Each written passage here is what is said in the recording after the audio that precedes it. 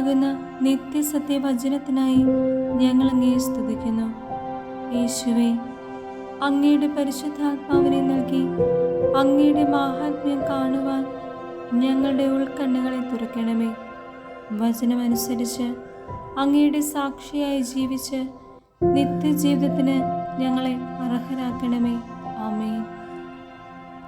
സങ്കീർത്തനങ്ങൾ 15-ാം അധ്യായം 1 മുതലുള്ള തിരുവചനങ്ങൾ.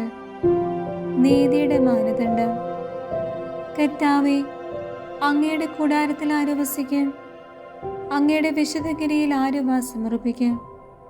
നിഷ്കളങ്കനായി ജീവിക്കുകയും നീതി മാത്രം പ്രവർത്തിക്കുകയും ഹൃദയം തുറന്ന് സത്യം പറയുകയും ചെയ്യുന്നവൻ, പരദൂഷണം പറയുകയോ സ്നേഹിതനെ ദ്രോഹിക്കുകയോ അയൽക്കാരനെതിരെ അപവാദം പരത്തുകയോ ചെയ്യാത്തവൻ, ദുഷ്ടനെ പരിഹാസനായി കരുതുകയും ദൈവഭക്തനോട് ആദരം കാണിക്കുകയും നഷ്ടം സഹിച്ചും പ്രതിജ്ഞ നിറവേറ്റുകയും ചെയ്യുന്നവൻ, കടത്തിന് പലിശ ഈടാക്കുകയോ നിർദോഷനെതിരെ കൈക്കൂലി വാങ്ങുകയോ ചെയ്യാത്തവൻ, ഇങ്ങനെയുള്ളവൻ നിർഭയനായിരിക്കും.